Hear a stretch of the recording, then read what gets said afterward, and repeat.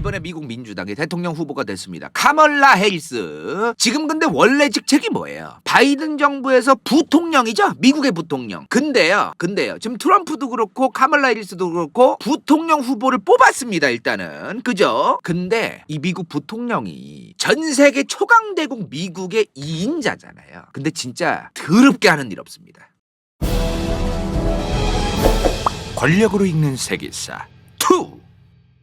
자, 이번에 카멀라 해리스와 트럼프 미국의 대통령 후보가 정해졌습니다. 확실하게 정해졌어요 이제. 그리고 부통령 후보도 다 정해졌습니다. 자, JD 벤스.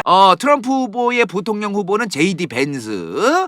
저번에 그 미국 대선이 시끄러운 진짜 2호편 저기 지금 썸네일 뜨죠? 거기서 좀 설명드린 바 있습니다. 이 양반 굉장히 극단적인 성향과 마인드 가진 사람이에요. 트럼프가 전략적으로 그 극단적인 성향과 마인드를 이용해서 좀 표받아 먹으려고 이제 뽑았을 것 같아요. 그죠? 제이디 벤스가 그리고 젊어. 84야 84. 정은이랑 동갑이야. 자, 카멀라 해리스는 지금 팀 월즈를 선택했습니다. 팀 월즈. 이 아저씨 옆에 있어요. 그죠? 현재 미국 미네소타주의 주지사입니다. 미네소타주 여기 있어요. 미국의 북부죠? 북부. 캐나다와 이제 국경을 맞대고 있는. 뭐 주지사 이제 우리나라 도지사 같은 거잖아요. 그죠? 자, 근데 팀 월즈 아재. 이 팀 월즈 아재가 미네소타주 주지사인데 이 미네소타주가 어떤 주냐? 흑인 인구가 엄청나게 적은 주입니다. 엄청나게 적은 주예요. 미국이 이제 역사적인 여러 이유 때문에 남부로 가면 갈수록 흑인 인구가 많습니다. 그죠? 물론 특수한 이유로 워싱턴 DC라는 수도는 흑인 인구가 44.17%나 돼요. 비율적으로 굉장히 높습니다. 근데 그 외에는 미시시피주 남부에 있어요. 루이지애나주도 남쪽에 있죠. 조지아주도 중남부에 있어요. 이렇게 좀 30%가 넘는다 싶으면 다 중부 남부야. 근데 지금 팀 월즈 카멀라 해리스의 부통령 후보가 된 팀 월즈가 주지사를 하고 있는 미네소타주는 7.08%밖에 안 됩니다. 이 얘기를 지금 왜 하고 있냐? 지금 도널드 트럼프가 지금 누구한테 인기가 많아요? 백인 노동자 계층. 이 백인 노동자 계층한테 인기가 많아요. 지금 도널드 트럼프가 이 사람들 표를 조금이라도 지금 민주당은 뺏어와야 됩니다. 확보라는 표현도 좀 이상해. 그러니까 어떤 느낌이냐면요. 도널드 트럼프가 백인 노동자 계층에게 대세적으로 인기가 많은 거를 인정하자. 근데 조금이라도 덜 받게 해야 된다. 좀 이런 느낌이에요. 우리도 당연히 백인 노동자 계층의 지지를 흠뻑 받자 이런 목표가 아니다. 미국 민주당은 현재 뺏어와야 된다는 느낌이다. 조금 덜 받게 해야 된다. 트럼프가 백인 노동자 계층에게 표를 덜 받게 해야 된다. 이게 목표다 지금 현재. 이런 말씀을 드립니다. 미국의 대통령 선거는요 좀 복잡해요. 우리나라랑 많이 달라. 우리나라는 뭐 예를 들어 우리나라는요 뭐 좀 그 공약 아니면 인물이 인기가 많냐 적냐 아니면은 누가 덜 비호감이냐 요런 거로 이제 그 대선 후보한테 표가 간단 말이에요. 그죠? 아니면 포스터 보니까 애들이 난리를 쳐. 자, 근데 미국은 인종별 지지도 따져봐야 돼요. 분명하게 우리가 인정을 해야 돼. 뭐 인종별로 차이를 두자, 뭐 차별을 하자 이게 아니라 인종별로 분명하게 호감을 갖고 지지를 받을 수 있는 어떤 포인트가 다른 게 사실입니다. 이거를 인정해야 돼요. 어느 정도. 지금 어찌되었든 백인 노동자 계층에게는 분명하게 트럼프가 인기가 많단 말이죠. 그리고 도널드 트럼프가 등장하면서 백인 노동자 계층이 두드러지게 트럼프를 지지한다. 그 전에도 백인 노동자 계층이 특히나 뭐 지지하는 그런 경향이 뭐 좀 있기는 있었겠지만 특히나 두드러진 건 트럼프가 등장하면서 때문이라고 봐야 돼요. 트럼프가 등장하면서 이때부터 두드러졌다. 자, 이 백인 노동자 계층의 표를 조금 세벼 올라면은 팀 월즈가 필요한 거다 이 말이야 지금 카멀라 해리스한테. 팀 월즈라는 사람이 사실 그렇게 뭐 영향력이 있고 뭐 기존의 미국 정치계에서 유명하고 그런 사람이 아니에요. 이번 미국 대선 과정에서 갑자기 인지도와 얼굴과 이름이 확 알려진 사람이야. 그러니까 그렇게 유명한 사람이 아니란 얘기야. 64년생이야 64년생. 카멀라 해리스랑 동갑입니다. 그리고 네브라스카주에서 태어났어요. 미국 중부죠. 진짜 배꼽이네 배꼽. 초중앙 개쌉 진짜 개 엄청난 중앙에서 태어나서 정중앙에서 이 네브라스카주가 지금 현재까지도 인구가요 190만 명밖에 안 돼요. 저 주에 190만 명 살면 적은 건 아니지 않나요? 우리나라 광역시 생각하면은 캘리포니아주가 어디 있어요 지금? 여기 있죠. 캘리포니아주는 지금 3천만 명이 넘게 살아. 캘리포니아 주 하나에 4천만 명 가까이 살아요. 그러니까 그런 거를 감안하면 엄청나게 인구가 적은 거예요. 190만 명이니까 이 주 크기가 얼마나 큰데 또 사람 살 공간이 없냐. 아, 이거 그냥 심심풀이로 좀 보고 가죠. 도대체 네브래스카주는 어떤 지역이냐. 여기에요, 여기. 그죠? 네브래스카주. 여기 이제 요렇게 생겼네요. 뭐 코요테 돌아다닐 것 같고 아니면 뭐 이런데 농사 짓고, 그죠? 전반적으로 농사를 많이 짓네요, 그죠? 아, 이 네브라스카주의 전반적인 산업이 농업이에요, 농업. 소 키우고 소고기 나오고 대부분 농업이랑 소고기 뭐 그런 거예요. 정말 신기하게도 맞아요. 워렌 버핏 사는 데 아니냐? 맞습니다. 정말 신기하게도 워렌 버핏의 버크셔 해서웨이가 네브라스카주에 사무실이 있습니다. 그것도 참 좀 신기하긴 해요. 우리나라 같으면 강남에 이제 터 잡으려고 난리칠 법도 한데 여기는 또 여기 있다 그러대요. 아무튼 여기 네브라스카주의 시골에서 태어났어요. 팀 월즈가. 그리고 전형적인 미국 중부의 백인 서민 출신이다 이 말이에요. 전형적인. 달리 말하면 뭐야? 지금 트럼프를 지지하고 있는 백인 노동자 계층과 아주 전락에 가깝고 비슷한 인생을 살아온 사람이 바로 팀 월즈다 이 말이야. 자, 그리고 고등학교를 졸업합니다. 졸업하자마자 주 방위군에 입대합니다. 미국의 주별로 이제 방위군이 있어요. 미국 주방위군. 근데 미국의 주방위군은요, 대부분 생업에 종사하고 있어요. 대부분 본인의 생업에 종사를 하면서 1년에 한 달 정도 훈련을 받고 그런 군인들이에요. 생업에 종사하다가 이제 주방위군이 이제 필요해지면 이제 불려나가고 좀 그런 거거든요. 맞아. 좀 향토예비군 감성이야. 그리고 대학을 다니면서 이 주방위군도 같이 한 거예요, 팀 월즈는. 무려 24년을 복무했다고 합니다. 24년. 근데 저 양반이 군인으로서 24년이나 복무했다 이렇게까지 받아들일 건 아니고요. 아까도 말했지만 생업에 종사하면서 24년 한 거니까 하루 왼종일 군인만 하고 총 들고 막 훈련만 이게 아니니까 본인 직업도 있고 대학도 댕기면서 1년에 한 달 정도 또 이제 훈련 받고 그러면서 24년 했다. 요렇게 좀 받아들여야 돼요. 자, 왜 했냐 저거를? 그럼 주방위군은 왜 했냐? 미국은 군복무를 하면은 학비를 지원해 준대요. 이런 제도가 있습니다. 그래서 그 팀 월즈가 이 주방위군을 하면서 체드론 주립대학교, 요 체드론 주립대학교라는 대학을 다녔어요. 미국의 국립대인데 그렇게 유명한 대학교 아니에요, 사실은. 여기서 이제 보면은 네브라스카주에서 태어나서 주방위군에 입대하면서 동시에 대학도 입학해서 체드론 주립대를 다녔는데 사회과학 교육을 땁니다. 정치외교학과도 사회과학으로 되거든요. 저게 사회 플러스 과학이 아니라 사회과학이라는 그 단어가 있는 거예요. 과학적인 사회학 뭐 이런 거야. 사회 과목들을 교육하는 사범대 같은 거를 전공한 거예요, 이 양반이. 자, 그렇게 선생님 교원 자격증을 땁니다. 그리고 네브래스카주의 교사가 돼요.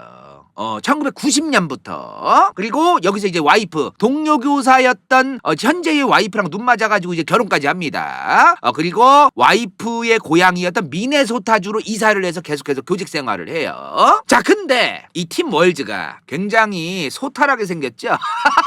평상시에 막 양복을 입기는 입는데 그렇게 양복 좋아하질 않아.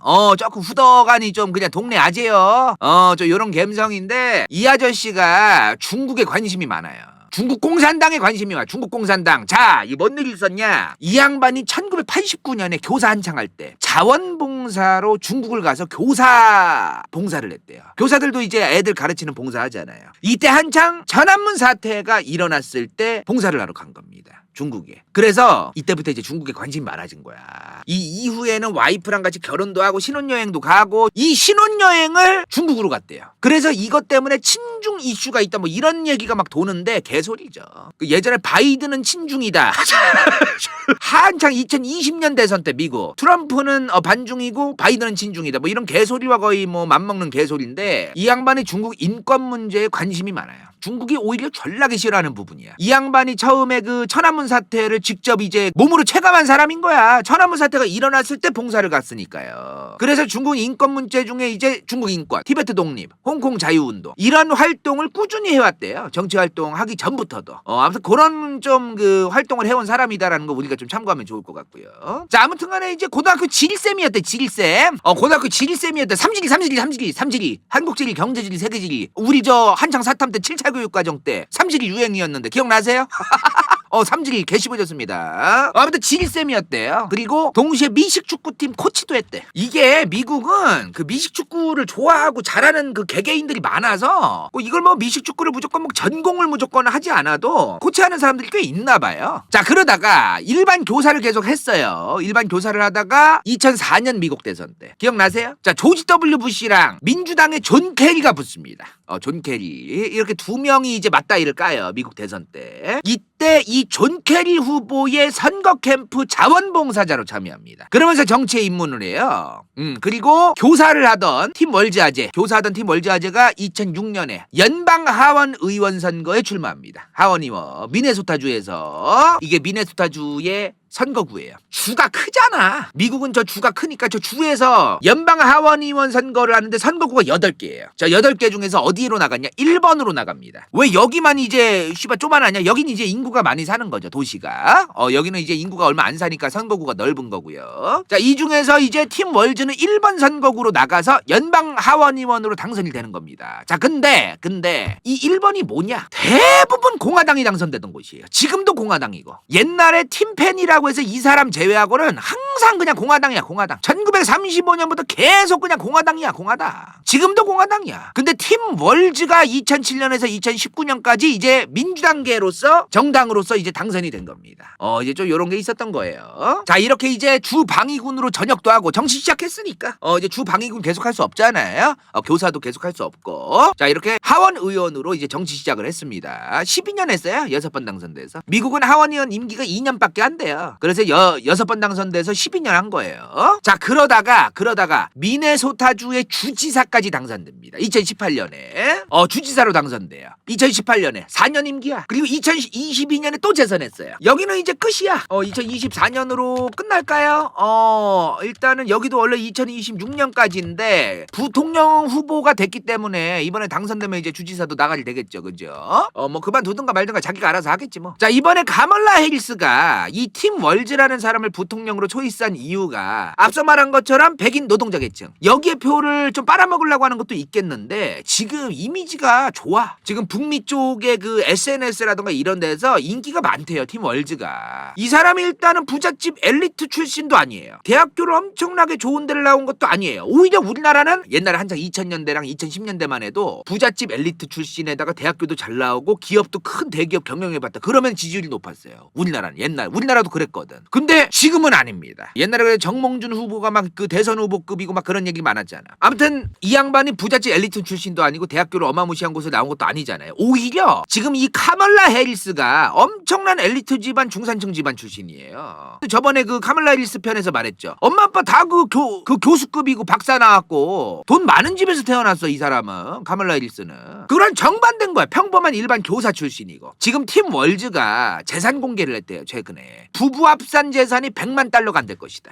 100만 달러가 우리나라 돈으로 환율에 따라서 다르겠지만 약 뭐 13억에서 14억이에요. 그러니까 환율이 1,300원이면 13억인 거고 환율이 1,400원이면 14억인 건데 13에서 14억인데 이게 안 된다. 근데 이 돈이 적은 돈은 아닌 건 맞습니다. 13에서 14억이 적은 돈은 아닌데 연방 하원 의원을 6번이나 했어요. 총 12년 했습니다. 그죠? 임기 총 12년. 주지사도 2번 했어요. 물론 이번 마지막 임기는 지금 다 채우진 않았지만 연방 하원 의원이랑 주지사 연봉이 10만에서 20만 달러예요. 연봉이. 한 1억 5천에서만 2, 3억 하겠다 야 우리나라 돈으로. 그죠? 그러니까 그런 연봉을 받는 그 정치인을 계속 지금 한 10몇 년 동안 해왔는데 재산이 이거밖에 안 된다는 거야 지금. 재산이 저 사람은 뭐 지금까지 돈을 어디다가 허튼 데 썼는지 뭔지는 모르겠지만 일단은 나는 서민이다 할 어떤 그런 모양새는 갖췄다. 그러니까 저 사람이 뭐 돈을 지금까지 벌어놓은 그 연봉을 뭐 봉사단체에 기부를 했는지 뭔지 몰라도 일단은 뭐 돈이 그렇게 많지 않다 이 말이야 지금. 주식이랑 채권, 부동산, 코인이 아무것도 없대요. 그러니까 이거를 지금 미국의 유권자들 중에 좋게 보는 유권자들도 좀 있나 보더라고요. 근데 지금 한편으로 JD 벤스, 트럼프의 러닝메이트, 부통령 후보죠. 일단은 지금 자수성가고 옛날에 가난하긴 했지만 지금은 이 사람도 꽤 부자야. 뭐 트럼프야 말하나마나 뭐 부자고. 그리고 지금 카멀라 해리스는 그냥 중산층이 아니에요. 카멀라 해리스는 2019년도에 남편이랑 카멀라 해리스 합계 소득이 19년 연소득 그 한 해의 소득만 300만 달러였어요. 우리나라 돈으로 한 35에서 40억이야 그러면은. 1년에 그렇게 몇십억을 버는 사람이야 저 사람은. 그러니까 뭐 여기는 뭐 얘기 하나만 안 하고. 그래서 지금 뭐가 있냐. 도널드 트럼프 캠프의 JD 벤스와 트럼프, 그리고 카멀라 해리스 캠프의 카멀라 해리스와 팀 월즈, 이 4명 중에 유일한 서민을 대표한다 싶은 사람은 팀 월즈뿐입니다. 4명 중에 서민을 대표한다, 팀 월즈뿐이다. 지금 그런 상황입니다. 근데 여기서 우리가 분명히 해야 되는 건 뭐냐? 그럼 백인 노동자 계층 표를 트럼프한테서 다 쎄벼오는 거냐? 그거는 아닐 것이다. 다만 어느 정도 갖고 올 것이다. 옛날에 트럼프랑 바이든이 2020년 대선에서 맞다이 깠을 때도 미국 민주당의 전략은 그때도 지금도 백인 노동자 계층의 표를 우리가 다 가져오진 못한다 어차피. 다만 트럼프가 그나마 덜 받게 해야 된다가 전략이에요.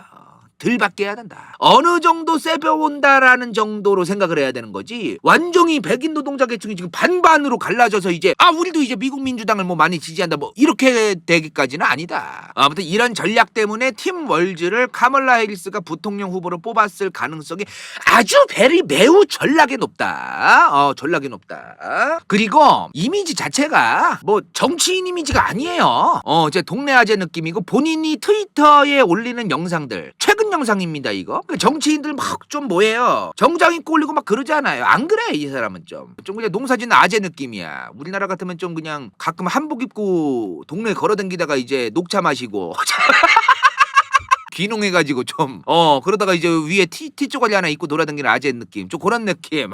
조금 그런 감성이야 내 느낌에. 지금 팀 월즈가 미국 안에서 이렇게 SNS에서 인기가 높아지는 이유가 여러 가지가 있는데, 최근에 또 이게 있었어요. 뭐가 있었냐? Weird.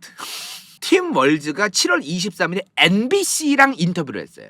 근데 여기서 트럼프와 JD 벤스는 이상하다고 얘기했어. 근데 weird, 요 단어를 씁니다. 이 weird라는 단어가 사실 고위직에 있는 정치인들이나 양복 입은 사람들이 품위 유지라든가 이런 것 때문에 잘 안 쓰는 표현이에요 영어에서. 이렇게 생긴 아재가 저런 표현을 쓴 거지. 좀 초딩다라. 그러니까 이게 어떤 느낌이었냐면, 내가 알아보니까, 그러니까 어떤 대통령 후보가 상대 대통령 후보를 깔 때 저 후보는요 너무 좀 이상해요, 그쵸? 좀 요런 느낌? 요렇게 말한 느낌이야. 졸라 좀 그냥 수다 떠는 감성으로 좀 그런 느낌으로 말한 거다 이 말이야. 고위직 후보의 입에서 나오기에는 흔치 않은 단어다. 그래서 지금 팀 월즈랑 저 위얼드라는 단어를 같이 구글이나 유튜브에 검색하면 수두룩해요. 지금 영상이 수두룩해. 엄청 많아 지금. 이런 이미지들이 팀 월즈와 카멀라 해리스 캠프에 도움이 되고 있다 이 말이야. 자, 근데 2016년 도널드 트럼프와 힐러리 클린턴의 대선이 있었습니다. 이때 힐러리 클린턴이 도널드 트럼프의 지지자들은 디플로러블하다 그랬어요. 도널드 트럼프의 지지자들의 행위를 보고 디플로러블이라 그래서 개탄스럽고 이런 표현을 써. 근데 이게 당시 그 뉘앙스를 봐야 되는데, 원피스 고급스러운 거 입고 아주 그 엘리트 교양 있는 말투로 참 개탄스러워요. 좀 요런 느낌? 좀 그런 느낌으로 말을 한 거예요. 엘레강스하게. 그러다 보니까 지금 힐러리 클린턴이랑 저 디플로러블 단어 같이 검색하면 저것도 수두룩합니다. 미국 사회의 엘리트가 비엘리트를 깔보고 무시하는 뉘앙스로 프레임이 씌워진 거야. 영상을 보면 이제 여러분들도 느끼실 거예요. 예일대 나온 어떤 선민사상 느낌. 2016년도에 도널드 트럼프가 급부상한 이유가 뭐야? 미국 경제가 어렵다. 뜬구름 잡을 때가 아닙니다. 힐러리 클린턴은 본인만 잘났고 본인만 돈 많고 본인만 엘리트고, 나는 이 미국의 실제 경제가 어려운 거를 뜬구름 잡지 않고 모든 거를 잡아낼 겁니다. 이렇게 얘기했단 말이에요 도널드 트럼프는. 그런데 여기서 무슨 개탄스럽다는 말을 하고, 힐러리 클린턴이 인권이 중요하다, 민주주의가 지금 위기다, 뭐 이런 고상한 말들을 했어요 힐러리 클린턴이. 물론 중요하지, 민주주의 중요하지. 근데 결국에는 표가 많이 뺏겼다. 처음 정치 시작한 사람인데 트럼프가 그 사람한테 엄청나게 많은 표가 빼앗겼다 이 말이야. 힐러리 클린턴이 저런 고상한 말을 할 때마다 트럼프는 그냥 봐봐라, 미국 민주당과 힐러리 클린턴은 지금 미국의 위대한 국민들에게 처해진 이 위기를 모른다, 뜬구름 잡는 무슨 고상한 얘기들만 한다, 똑똑한 척하면서 지금 좀 이렇게 막 그 받아쳤단 말이에요. 그러니까 뭐 이거 됩니까 이거? 근데 팀 월즈 아재는 저러고 나와가지고 weird. 힐러리 힐러리 클린턴이 했던 과거의 짓거리를 반복하지 않겠다 이 말이요. 과거의 실수를. 자, 그리고 이 아저씨가 노조랑 친해요. 이 아저씨가 노조랑 친해. 노조하면은 우리나라는 이제 정의당, 민주당, 진보, 좌파 이런 거부터 떠올리잖아요. 근데 지금 막상 트럼프의 대부분 지지자가 누구다? 백인 노동자 계층이다. 그래서 뭐 노동자 노조하면은 뭐 좌파부터 떠올리는 프레임을 뚝배기에서 좀 뇌 뉴런 시냅스 하나하나 뇌 주름마다 좀 씻어낼 필요가 있어요. 칫솔 가져와서. 아무튼 이 팀 월즈가 정치 인생 18년 했는데 지금까지 이 18년 동안 노조들이랑 좀 친근하게 지내면서 노조들을 위하는 발언들도 좀 계속 해왔고요. 그러다 보니까 기존에 트럼프를 많이 지지하던 백인 노동자 계층의 표를 빼앗아오려는 미국 민주당의 전략이라는 거가 더더욱 전략에 강력히 이제 추정되는 바다. 팀 월즈가 부통령 후보가 된 게. 자, 그래서 지금 트럼프가 급해요. 트럼프가 급해. 팀 월즈랑 카멀라 해리스를 1+1으로 묶어서 지금 시대착오적인 이념 논쟁을 시작했습니다. 카멀라 해리스와 팀 월즈 같은 급진 좌파들이 미국을 뒤흔들 것이다. 지금 급해. 내가 볼 때 도널드 트럼프가 많이 급해 보여요. 많이 급해 보여. 우리나라도 마찬가지지만 미국 대선에서 저는 좌파 우파 드립이 저렇게 대놓고 나오던 게 없어진 지 오래거든요, 지금 사실. 트럼프가 지금 다시 꺼내는 거예요. 언제적 저 프레임질입니까, 저게. 자, 좋아요, 이제. 자, 미국의 민주당은 카멀라 해리스 플러스 팀 월즈. 그리고 도널드 트럼프는 JD 벤스와 이렇게 딱 부통령 1+1이 이제 완성체가 됐습니다. 그죠? 자, 그러면 제일 중요한 거예요, 저 오늘. 미국의 부통령은 도대체 뭐 하는 사람들이냐 이 말이야. 미국의 1대 대통령 조지 워싱턴 때부터 미국은 부통령이 있었습니다. 존 애덤스. 저 사람이 1대 부통령이에요. 나중 가서 생긴 게 아니에요. 처음부터 있었어요. 자, 근데 이 존 애덤스가 미국 건국의 아버지들 중 한 명이야. 굉장히 좀 중요한 인물이었고 굉장히 유명한 인물이었어요. 자, 근데 이때 일화가 있었어. 와이프한테 가요. 존 애덤스가 본인이 이제 부통령 되고 나서 와이프한테 가서 내가 이불에 지금 미국 건국을 위해서 얼마나 개고생을 했는데 내가 세우고 우리가 세운 이 미국이라는 국가가 인간이 만든 것들 중에서 가장 쓰잘데기 없고 보잘것없는 관직을 나한테 줬다. 이러면서 와이프한테 가서 한탄을 했대. 그 정도로 개 무쓸모 직책으로 유명한 게 바로 미국의 부통령이다. 상당히 유명합니다. 일단 이 부통령을 왜 만들었냐? 미국이 어떤 나라예요? 원래는 영국이 식민지였잖아. 영국의 이 북미 식민지 아래에 원래는 여기 있던 식민지였잖아요. 근데 영국인들이 이 영국의 식민지에 살던 영국인들이 영국 본국이 짜증나가지고 갈라선 거 아닙니까? 아무튼 역사적으로 그런 게 있다 보니까 영국의 제도를 좀 영향을 많이 받았어요. 영국이 전 세계의 이 식민지들 관리하려고 각 지역별로 누구를 보내?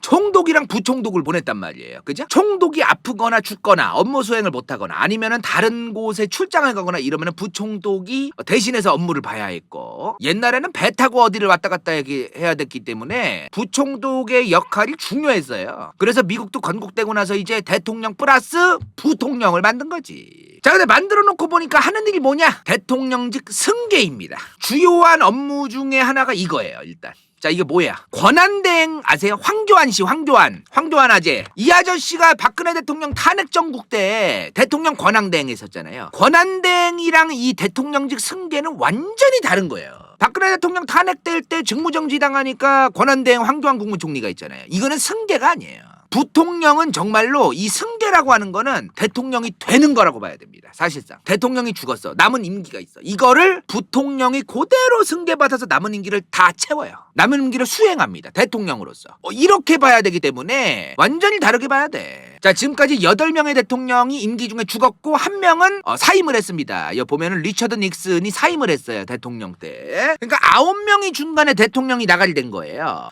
그래서 여기 있는 이 9명의 부통령이 남은 대통령의 임기를 채운 거죠. 자, 관심 있는 분들은 여기 표 지금 동영상 정지 버튼 누르셔가지고 캡처해서 보시고요. 자, 근데 만약에 부통령까지도 죽었다면 이거 어떻게 되는 거예요? 자, 일단 우리나라 어떻게 되어 있어? 박근혜 대통령 탄핵됐을 때 우리 어떻게 했었어요? 우리나라는 대통령이 탄핵을 당하거나 사망하거나 그러면은 60일 안에 선고를 새로 해야 돼.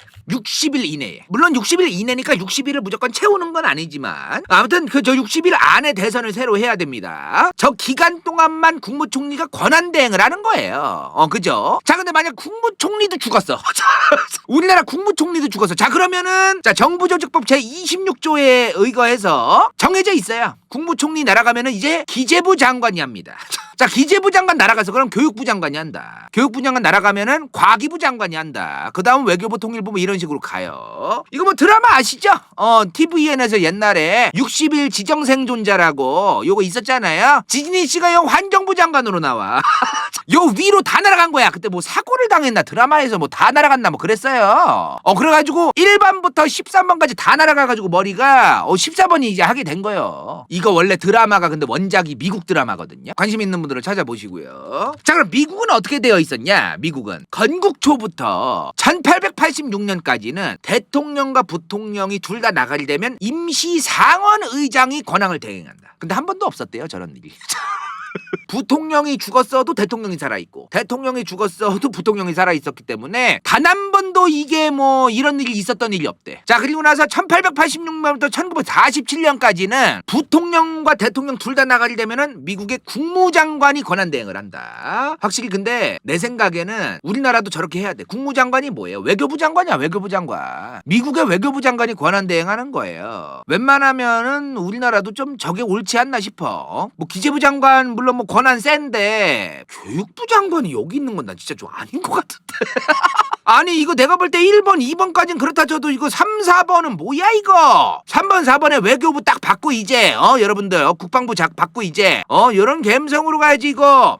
아무튼 간에 이 건국초부터 1886년은 임시로 상원의장이 권한을 대행하면서 빠른 시일 내에 대선을 다시 하는 겁니다. 1886년부터 1947년 사이에는 남은 대통령의 임기를 그냥 미국의 국무장관이 권한 대행하는 거예요. 물론 원래 부통령이 살아있었으면 부통령이 하는 건데 부통령도 날아갔으면 저렇게 했다 이 말이야. 근데 47년 이후부터는 그냥 빠르게 그냥 두말할 것이 빠르게 재선거한다. 빠르게 재선거한다. 자, 그리고 부통령 좋다 이거예요. 부통령까지 죽으면 이렇게 한다는 걸 알겠는데 아까 부통령이 뭐 한다 그랬어? 대통령직을 승계한다 이 말이야. 일단 첫 번째로 하는 일이. 두 번째는 뭐야? 이거 굉장히 중요합니다. 미국의 상원의장을 합니다. 상원의장. 자, 이게 뭔 소리냐? 자, 미국은 국회가, 의회가 하원과 상원으로 나뉘어져 있어요. 그죠? 하원에서 통과된 게 최종적으로 상원에서도 통과돼야만 하는 게 많습니다. 근데 하원에서 통과됐어도 상원에서 통과가 안 돼서 나가리 되는 거 엄청 많아요. 그죠? 자, 근데 문제가 뭐냐? 하원은 다 달라요. 다 달라 그냥. 하원은 다 달라. 이게 뭔 말이냐? 자, 하원 의석 전체가 몇이랬어? 435석입니다. 하원 의원들. 자, 근데 캘리포니아주, 미국에서 인구가 상당히 많은 주죠. 이 캘리포니아 주에서만 하원 의원을 52명이나 뽑습니다. 435명 중에 52명은 이 캘리포니아 주에서만 뽑아요.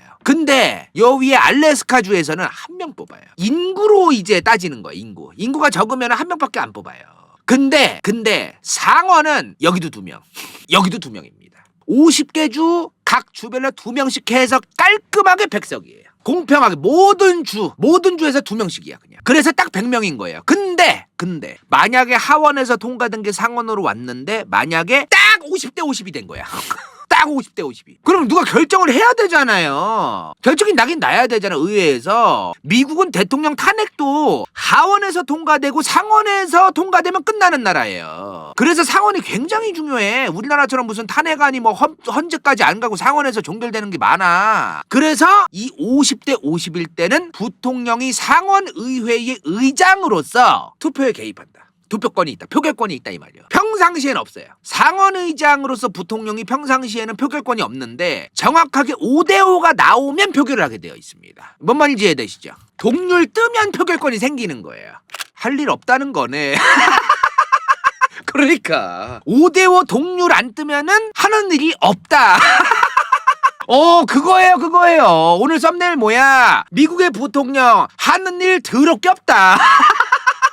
그 얘기야. 자, 그러면 지금 현재 2024년 현재 상원의회의 의장, 현재의 미국 상원의 의장 누굽니까? 카멀라 해리스입니다. 왜? 미국의 부통령이잖아요.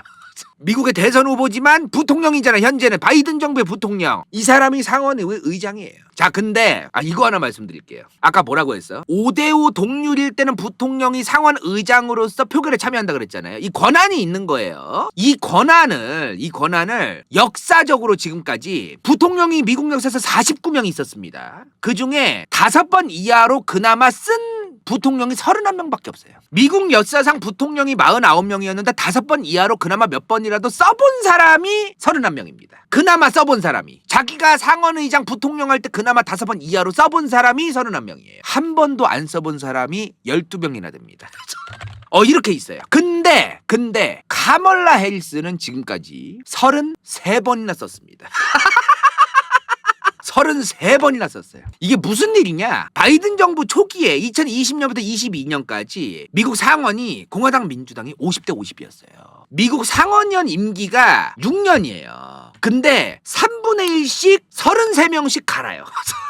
그 뭐야 그러면 지금 현재 상원에 들어가 있는 사람들은 임기가 6년 남은 사람도 있고 4년 남은 사람도 있고 2년 남은 사람도 있는 거예요. 뭔 말인지 이해되세요? 이렇게 좀 지그재그로 투표를 하거든요. 근데 마침 2020년 때 여기서 이제 상원의원 전부 다 뽑은 게 아니죠. 3분의 1만 뽑은 건데 합산을 해보니 민주당 50 공화당 50인 거야. 이렇게 된 거야. 이거 굉장히 확률적으로 흔치 않은 일인데. 그래서 이때 카멀라 해리스가 33번이나 해요. 34번이나 해먹어. 법안 통과 안 돼서 5대5로 딱 묶여있다. 그러면 카멀라 해리스가 야, 다 닥쳐. 내가 결정해, 씨발. 그걸 33번이나 결정했다. 이 말이야. 요런 일이 있었다. 근데 이제 2022년 선거에서 또 이제 동률이 안 되니까, 또 이제 넘어간 거죠. 그 이후엔 카멀라 해리스가 이제 권한 행사한 게 거의 없어, 그냥. 즉, 다시 결론 낼게요. 부통령은 대통령 죽거나 들어 누워서 이제 대통령직을 더 이상 수행할 수가 없어. 몸이 너무 아파. 그럴 때 대통령직을 승계한다. 아니면 미국의 상원의회의 의석이 5대5일 때 할 일이 생긴다. 이 말이야. 즉, 특수한 상황, 아주 흔치 않은 특수한 조건, 전제 조건이 없으면 할 일 없다. 이 말이야. 물론 뭐 비행기 타고 여기저기 댕기고 얼굴 말담도 하고 뭐 대통령 대신에 솔직히 우리 미국 대통령이 가가지고 씨부레 뭐 이득도 없고 저 뭐 하려고 그냥 저 나라를 카멀라 해리스 네가 가서 얼굴 마담으로 우리 미국 부통령이 와줬다 좀 요런 감성으로 좀 가줘 요런 거 요런 거 이제 그런 거 좀 일해요 부통령도. 그리고 대통령이 우리 존경하는 윤통처럼 정치를 전락에 안 해봤어. 거의 안 해보셨어. 정말 정치 전락의 초보야. 그럴 때도 정치를 좀 의회에서 국회에서 오래 한 부통령을 뽑아서 같이 이제 정치하는 경우도 있기는 있어요. 아주 대표적인 예가 바이든입니다. 오바마와 바이든. 이거 잘 모르는 분들이 있는데 오바마가 정치를 한 그 기간이 생각보다 짧아요. 오바마가 일단은 일리노이 주의 상원의원, 일리노이 주의 주상원의원 얘기하는 겁니다. 주의 상원의원이 있고 이제 워싱턴 DC에 있는 연방 상원의원이 있는 거예요. 도의원이야 도의원. 도의원 같은 거를 3번 한 거예요. 3번 하고 그 다음에 이제 그 연방 상원의원은 한 번밖에 안 했어요. 그 다음 대통령 후보가 됐는데 당선된 거예요. 그러니까 이 사람은 중앙정치 무대에서는 연방 상원의원 한 번밖에 안 해본 거예요. 그 다음에 대통령이 바로 된 거거든요. 이거 정치 잘해. 오바마라는 사람을 일부러 안 좋게 볼 필요까지는 없겠지만 내 개인적인 생각에는 머리가 짱구가 엄청 잘 굴러가는 사람이야 이 양반이. 내 개인적인 생각인데 정치꾼으로서의 어떤 그 계산기와 이런 게 상당히 잘 돌아간다. 저는 좀 그렇게 봅니다. 연설도 잘하고. 근데 바이든은 이제 부통령으로 초이스했단 말이에요. 오바마가. 바이든이 어떤 사람이에요? 내가 저번에 그 바이든은 뭐라고 설명했었어? 최연소 미국 상원의원을 시작해서 한 번도 안 떨어지고 지금까지 정치 인생에서 한 번도 선거 나가서 떨어진 적이 없는 사람이야. 미국 최고령 정치인이에요. 그래서 그런 사람을 일부러 옆에 둔 것이다. 이번에 대선 나갔으면은 최초로 이제 선거 떨어질 수도 있었을 텐데 안 나가기로 했으니까요. 바이든은 미국 최고령 정치인, 단 한 번도 떨어진 적 없는 선거에서 단 한 번도 떨어진 적 없는 미국 최고령 정치인으로 이제 기억될 예정입니다. 씹어졌습니다. 진짜 박수 칠 때 떠난 거네. 뭐 좋게 말하면 그런데 박수 안 치니까 욕 많이 먹을까봐 떠난 거 아닌가요? 박수를 아무도 안 쳐. 대통령 선거 나간다고 하니까 박수를 아무도 안 치는 거야. 어거지로 좀 박수를 받아야겠다. 그래서 안 나간 거 아닌가요? 뭐 그 외에도 좀 정부마다 좀 다른데요. 부통령 너네가 좀 정치적인 부담을 나랑 좀 나눠 갖자. 예를 들어 이런 것도 있어요. 바이든 정부 때 카멀라 해리스 부통령한테 국경 문제와 이민자 문제를 전폭적으로 다 맡겼었어요. 오바마 정부 때는 바이든한테 이라크 문제를 맡겼었고, 트럼프 정부 때는 이제 코로나, 마이크 펜스 부통령한테 코로나 사태를 다 전폭적으로 맡겼고, 조지 W 부시 때는 딕 체니라는 부통령이 있었어요. 딕 체니. 이 사람한테 국가안보 문제를 맡겼고, 그래서 국가안보 관련해서 국무부 장관이랑 국방부 장관 막 모여가지고 CIA 만나면은 딕 체니 부통령이 항상 껴있었어요. 항상 껴있었어. 저 양반하고 같이 이제 다 해결을 했다 그러더라고요. 근데 이거 좀 제대로 좀 비교해봤으면 좋겠더라고요. 국무총리와 부통령, 아주 치명적으로 아주 분명하게 다른 게 뭐가 있냐? 아주 분명하게. 자, 첫 번째, 일단 국무총리는요, 대통령이 임명하죠. 국회가 동의를 해야 돼요. 그죠? 대통령이 임명 초이스하고 우리나라 국회가 동의를 하면은 이제 국무총리 되는 건데, 부통령은 선거로 같이 당선되는 겁니다. 임명이 아니에요. 1+1으로 같이 선거에 나가는 거예요. 마치 이렇게 생각하면 돼. 트럼프만 대선에 나갔고 얘는 대선에 안 나간 거냐? 아닙니다. 같이 나간 거예요. 같이. 세트로 국민들의 투표를 받아서 뽑힌 거라고 봐야 돼요.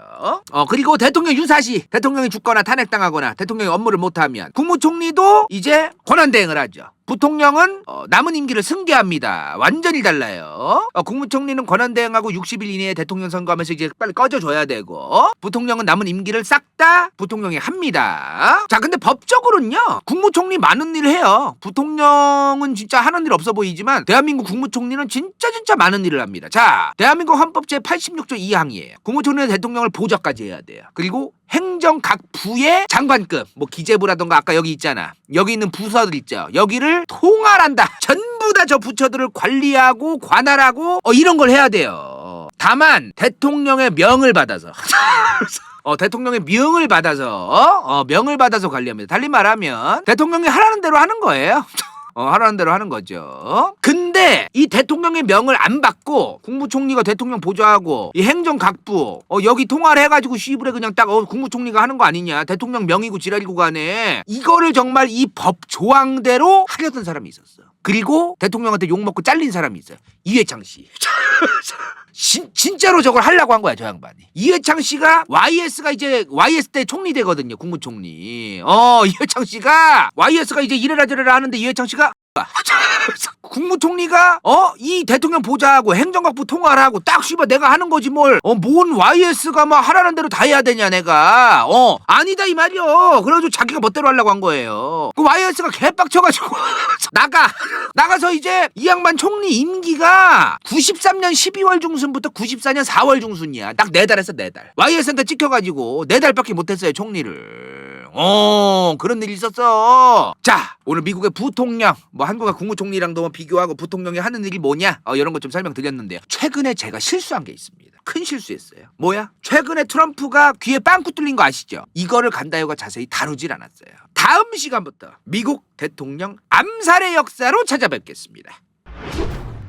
인생동반자 저키 반니 성형외과 종우의 하루 간다요 후원자 당근 이카로스 정유지 부츠 vs 더 월드 은빛 마술사 카노넨 갱다 학성이와 결혼 최영희 배부른 다람쥐 진우파 영민차 시우빌 김도훈 그레이스 은혜. 이건 재밌을지도 몰라.